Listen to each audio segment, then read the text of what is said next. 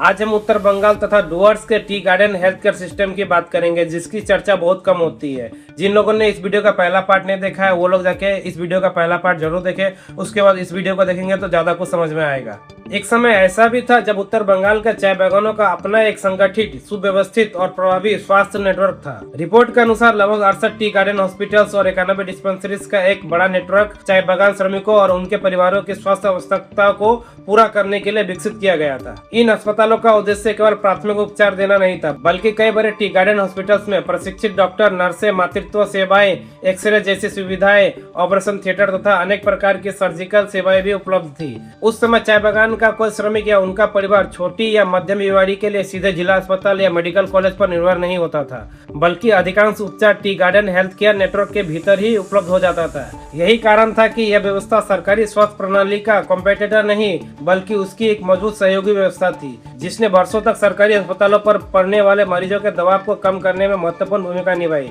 समय के साथ अनेक चाय बागानों की आर्थिक परिस्थितियां बदली, कई स्वास्थ्य सेवाएं कमजोर हुए और यह मजबूत नेटवर्क धीरे धीरे पहले जैसा नहीं रहा। फिर भी आज Nimchijhora tea garden hospital, Bhatpara tea garden hospital, Malangi Hasimara central tea garden hospital जैसे कई पुराने अस्पतालों की इमारतें, बुनियादी ढांचा और स्वास्थ्य सेवाएं आज भी संघर्षपूर्ण परिस्थितियों में लोगों की सेवा कर रही है। ये केवल पुराने भवन नहीं है, बल्कि उत्तर बंगाल के उस ऐतिहासिक स्वास्थ्य मॉडल की जीवित पहचान है, जिसने वर्षों तक हजारों श्रमिक परिवारों को उनके कार्यस्थल के पास गुणवत्तापूर्ण स्वास्थ्य सुविधा उपलब्ध कराए। यदि इन अस्पतालों का वैज्ञानिक तरीके से नवीनीकरण किया जाए, आधुनिक मशीनें स्थापित किया जाए, पर्याप्त डॉक्टर और नर्सों की नियुक्ति की जाए, डायग्नोस्टिक सेवा को फिर से सशक्त बनाया जाए और इन्हें वर्तमान सरकारी स्वास्थ्य नेटवर्क के साथ प्रभावी रूप से जोड़ा जाए, तो ये अस्पताल केवल चाय बागान श्रमिकों के लिए नहीं, बल्कि आसपास के ग्रामीण क्षेत्रों के लाखों लोगों के लिए भी एक बड़ी स्वास्थ्य शक्ति बन सकते हैं तथा उत्तर बंगाल के सरकारी अस्पतालों पर पड़ने वाला दबाव को उल्लेखनीय रूप से कम भी कर सकते हैं। ये सारी बातें हमें ये बताता है कि टी गार्डन का जो हेल्थ केयर सिस्टम का नेटवर्क था वो काफी प्रभावी था